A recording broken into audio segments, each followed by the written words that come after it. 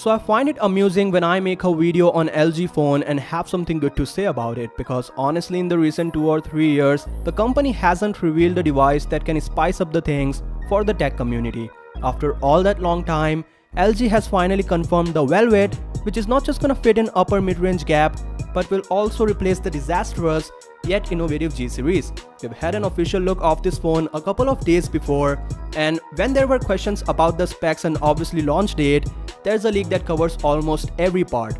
According to an unknown user on Korean social media website, the LG Velvet is indeed gonna run on Snapdragon 765G as confirmed by the company itself. The handset will have 8 gigs of RAM and 128 gigabytes of internal storage, and of course there will be the top-notch variants as well, but as of now, this is what we have. The spec sheet also reveals battery capacity, which is 4300 mAh, and the device is also IP68 certified. Honestly, I expect this phone to last a full day on heavy usage, and that's more than enough for most consumers out there. If LG improves their software with the next launch, it would be amazing to see Velvet in all its glory, because after what we have in front of us, we actually know what we are dealing with. And more importantly, it's not lacking anything if the pricing is right and makes the phone worth it.